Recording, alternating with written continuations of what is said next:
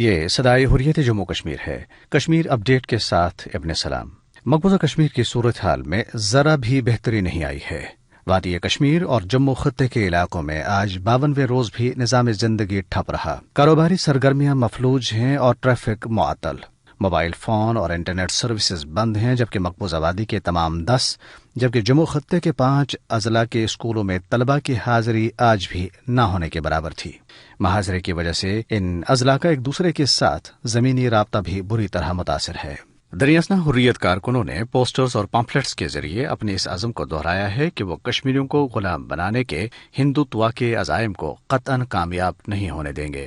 حریت کارکنوں نے بھارت پر واضح کر دیا ہے کہ انہوں نے نہ ماضی میں غیر قانونی بھارتی قبضہ تسلیم کیا ہے اور نہ مستقبل میں کریں گے۔ حریت کارکنوں نے کہا ہے کہ آزادی ان کا خواب ہے اور بھارت سے آزادی سے کم کوئی چیز قبول نہیں کی جائے گی۔ مقبوضہ کشمیر میں مسلسل لاک ڈاؤن اور بھارت کی ظالمانہ پالیسیوں کے خلاف بھارتی پنجاب کے لوگ بھی سراپا احتجاج ہیں۔ کشمیر میڈیا سروس کے مطابق عام لوگ، کسان، ورکرز، مزدور اور دانشور احتجاجی مظاہروں، دھرنوں اور سیمینارز میں شرکت کر رہے ہیں۔ یورپی وزارت خارجہ کے اعلیٰ عہدیدار ڈیٹمار کرسلز نے کشمیر کونسل یورپی یونین کے چیئرمین علی رضا سعید کے نام ایک خط میں لکھا ہے کہ یورپی یونین مقبوضہ کشمیر کی صورتحال پر گہری نظر رکھے ہوئے ہے۔ انہوں نے کہا ہے کہ مقبوضہ کشمیر میں انسانی حقوق کی مکمل اور شفاف تحقیقات ہونی چاہیے۔ یہ تھا اس وقت تک کا تازہ ترین۔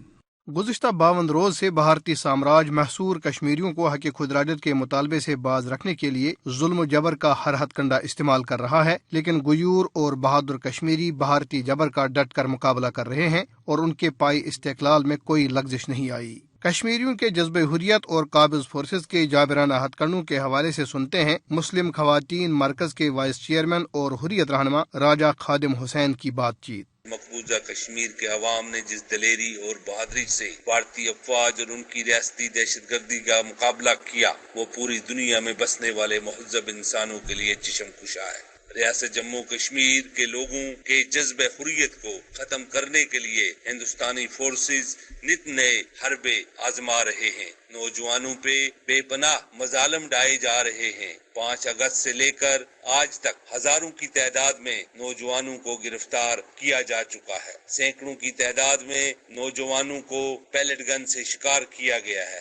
اتنے سارے مسائل کے باوجود لوگوں کے جذبہ حریت میں ذرا بر کمی نہیں ہوئی، بلکہ ہندوستان سے نفرت میں آئے روز اضافہ ہوتا جا رہا ہے۔ کشمیری عوام نے یہ عزم کر رکھا ہے کہ ہندوتوا کے پجاریوں کو کشمیر میں اپنا سامراجی ایجنڈا نافذ کرنے کی ہرگز اجازت نہیں دی جائے گی۔ کشمیری خون کے آخری قطرے تک جدوجہد جاری رکھیں گے اور بھارت کے مذموم عزائم کو ناکام بنا دیں گے۔